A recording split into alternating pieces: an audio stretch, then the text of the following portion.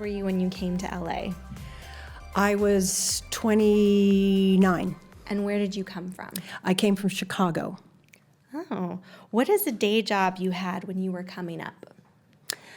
A rite of passage for most actors and actresses is being a waiter or waitress, and I certainly was that. Let's see, I also ran a dance studio in Washington, D.C., so I was kind of running a dance studio, did a little arts administration. Mm-hmm. At what age did you get your first job in the entertainment industry? Well, I mean, do you consider theater? Yeah. Or okay, then I was young. I was in my because I started improvising in training, although I didn't realize it at the time. So I would say I was maybe 11, 12. Wow. Oh, And wow. what was that job? Well, it was in a theater company. I was in a professional children's company. So Got it. yeah. Who is an actor who influenced you? Oh my God, there's so many. How do I answer that? Oh my God. Let's see, in terms of like watching on either stage or film or television, Gina Rowlands, Anna Magnani in The Rose Tattoo, A Woman Under an Influence, Gina Rowlands. You know, and then of course there's the great, you know, Meryl Streep, obviously. Yeah, I have to say you know. Who else was a huge? Katharine Hepburn, a lot of the great actresses from the 40s and 50s and the older movies. I love watching them. God, who else? There's so many. I'm drawing a blank. That's a good list. Okay, we'll start with that. How long did it take of living in Los Angeles before it started to feel like home to you? It took a long time. I would say, because I was very myopic, like I'm here to get a job and then I'll go live my life, you know. So I would say it took me about 5 years, 5 or 6 years. Mm-hmm. If you had to sum up LA in one word, what would that word be? Complicated. That's perfect. Complicated. It's very complicated. It's complicated. Yeah. Yeah. Welcome, Ann. Yeah, Everybody, we're so welcome Thank you. That's so nice. Ann. So happy to have you today. Yeah, no, I'm thrilled to be here. Really, we've been looking Let's make forward it to this a about lot. you. What do you want to know? What do you need to know? Where are you in your process? That's so much more interesting to me. Well, I'm actually interested in you right now. Yeah, me too. All right, So, okay. you know, my first question that we love to start with is just, was there a moment that you had growing up where you were like, I want to be an actress. This is something that I want to do. I knew really young that You that's did? what I wanted to do. I knew when I was about 8 or 9. Really? Yeah. Wow. I knew that that's what I wanted to do. And that's when I started, when I was 9, I started improvising and doing a lot of story theater techniques, Viola Spolin, Paul Sills, that kinds of stuff. So I started doing that. So I mostly was training in that from about 9 through 18. So, and then I went away to a conservatory musical theater program, and then I left that, and then I studied in New York at Circle and Square for a couple of years, and then I studied with David Mamet for a couple of years, and then I completely left, went into music for a minute, and then I ended up coming back to Chicago and got a Homemakers commercial, and then I did a little small thing, and then I got A League of Their Own, and that brought me to Los Angeles. Wow. Did you ever think you would be coming out to LA? Was that part of the plan, or was that? No, I mean, I sort of- thought I would be more, you know, my parents were from the East Coast, and, you know, it was at that point when I was growing up, the whole thing was like New York and Broadway and theater, and, you know, so I never, my siblings ended up coming out to Los Angeles. They're younger than I am, so they kind of introduced the whole idea of sort of Los Angeles, and then when I got the film, it was, that was it. So you booked that movie back there? I booked it in Chicago, yeah. Oh, wow. Yeah. Was it shot there? No, it wasn't. It was shot, we shot it in Kentucky, Indiana, and Illinois. And we started the training for it in Los Angeles. That's where it was sort of based. And then we shot on location for about 3 months. So it was Such a great. If anybody in this room has not seen that movie, go home and watch it. It's a great female movie. It's so good. And I it's love that. about I these know. great women in the 40s who were baseball. Yeah. We're serious athletes and players, and Penny Marshall directed it, and it was it pretty much changed the trajectory of my life in terms of bringing me here to Los Angeles and starting me in film and television, and it changed pretty much everybody in the movie's life. Did you know when you booked it that No. that everything was about to change? No, Like, did you I had know no it was- idea. No. Not at all. It wasn't, never saw that was sort of coming. I just was, I just remember, Tom Hanks is in it, and Madonna and Gina Davis, and, I'd been on film sets before and that kind of thing, but, oh my God, I just wanted to get through I just didn't want to make an ass out of myself, and I didn't want my scenes cut out of the movie. Right. I wanted to be able to just not be a total idiot in front of these people. I mean, I was utterly intimidated and awestruck, Wow. So, so it was just sort of like, all right, get me through the day. At one point I had, it was so intense and stressful, I ended up getting 11 cold sores on my bottom lip. Oh my God. Yeah, so, Penny's like, I go, Penny, I don't, she goes, just put your hands over your mouth, Ann. Just put your hand, you can yell that way. Okay, ducks on the pond. That sort of thing. That's a really good impression of her. Well, I was around her for a long time, so she ended up becoming a friend. I was very. I love her. Yes, R.I.P.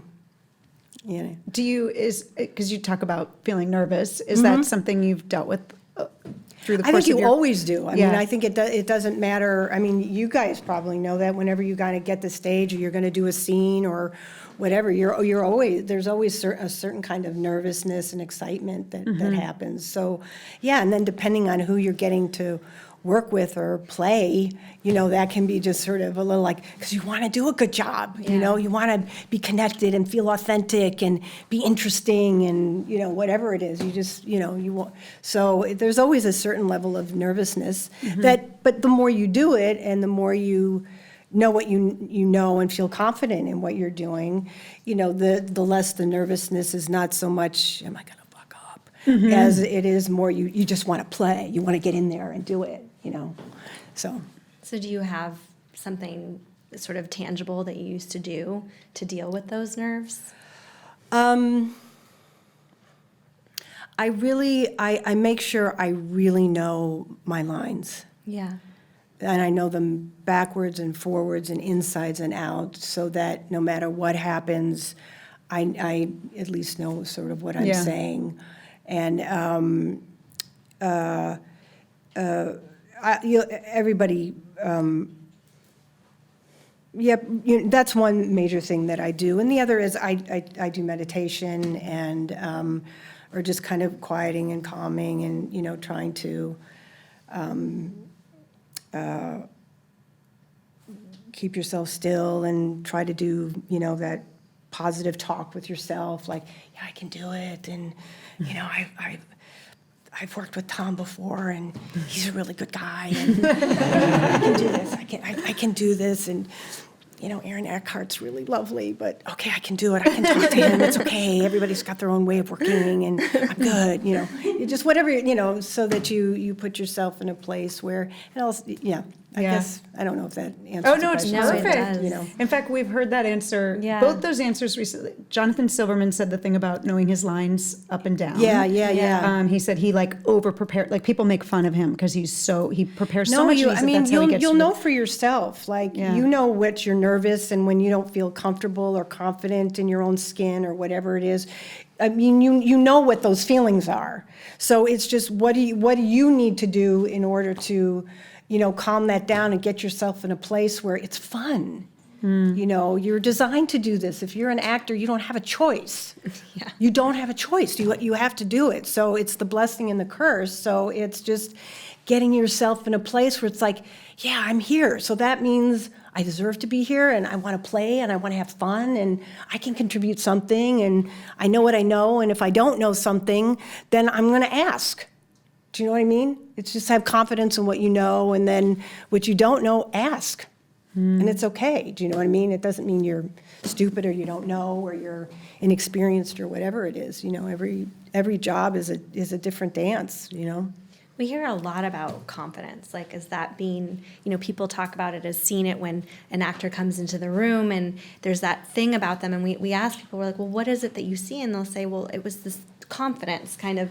That's what like showrunners and directors say a lot. And casting directors, and then we also hear from actors as well. And I'm always curious to hear like from you when you talk about confidence, like how do you build that? Like how is that something you develop? Because acting is, as you know, like scary. it's scary and it's not a straight linear path in this It world. isn't at all. I mean, I think the confidence comes if you know that you're supposed to be an actor or an artist, and you know that's a fact of your being, you have no other choice. Start with that as a way of building your confidence. And the rest of it is we're a work in progress. So the confidence also comes in terms of you dealing with who you are as a person and your development and what the demons you have and working through that stuff. And whatever because we all come from wacky hijinks and dysfunction and all that stuff. And take care of it, you know, pay attention to that so that it becomes a strength, not something that's debilitating for you in terms of moving through the world as a human being. I mean, your art and the acting and the jobs you have are one aspect of who you are in your life. Don't ever let it define you or validate you. Don't go outside for your validation. It's always an inside job. And the biggest thing within this industry is that everybody keeps trying to look outside of themselves to validate who they are and why they're here. And that's when you give up your power. That's when you can't own a room when you walk into an audition. Because just by nature, an audition is about the worst possible experience you could have. It's all about being judged. Do you know what I mean? Completely judged. And do you look right? Do you sound right? Do you have that right thing? Are you charming? Are you funny? Are you interesting? Are you weird? You know, you never know what people are wanting. And there's so many reasons why people get their jobs that have absolutely nothing to do with whether you're talented or not. Or whether you should or not get the job. So it's learning how to take that sort of stuff off. And it seems like kind of a self-absorbed thing to say, but fall in love with yourself in a healthy way. You gotta love being with yourself, your company, who you are. That doesn't mean you can't enjoy and like and fall in love with somebody else, but you have to enjoy who you are and want to be who you are and want to enjoy the process of you evolving and becoming who you are and what you want to be and what you want to say in the world as an artist and who you want to work with. And the more you do that, you're grounding yourself in who you are so that the outside world doesn't have to have a lot of power over you. And that's what comes off as confidence. So that when you walk into a room, I mean, the other thing about casting is, just on a side note, if you come from the UK, you come from Australia, you come from anywhere else in the world, casting directors in Los Angeles tend to feel that you can be any kind of character you want to be, you can do any kind of dialect. If you're an American actor here, when you walk in the room, you have to be that actor. They cast you because they think you are that person or you have those qualities. So it's not that you can't play a lot of different women or a lot of different men, but they think you are that part. So the minute you walk in, if you're this, you're playing the Queen of England, you got to walk in that room and you just take charge. or if it's someone who's absolutely terrified and can't look people in the face, then you have to, you kind of have to walk in the room that way and talk to them. Wow. Do you know what I mean? Yeah. So that's very weird that we have to do that sort of as actors. Do you know what I mean? But it's kind of, they think you are the part or you aren't, Yeah. I play a lot of mother roles, and I've never been a mother. I've been an aunt, and I've worked with at-risk kids, and I've done all that sort of stuff, but I've never really been a mother. I've never gone through being pregnant and having given labor and, having issues with my child or any of that sort of stuff. But they always sees me as a mom. It's something either about my energy or who I am or whatever it is that I always get cast as the mom, So it's, I started out as the sitcom mom, and then, now I've done roles where I'm now the alcoholic mom whose son has been, kidnapped 8 years ago, and I still haven't given up trying to find it. You know what I mean? So, and now that I'm getting older and I'm a woman of a certain age, and I've earned every wrinkle, now I'm playing like judges or crusty judges and that kind of stuff. So, but I think the point is the confidence comes in that you're grounded and know who you are, and you like who you are, and you want to be who you are. You don't want to be somebody else, and that that you have every right to be in that room when you walk in there, and that you do have something to give when you come on a set. That doesn't mean that you don't negotiate or, there's going to be always crazy dynamics, depending on who's running the show. But does that sort of answer the question? Yeah.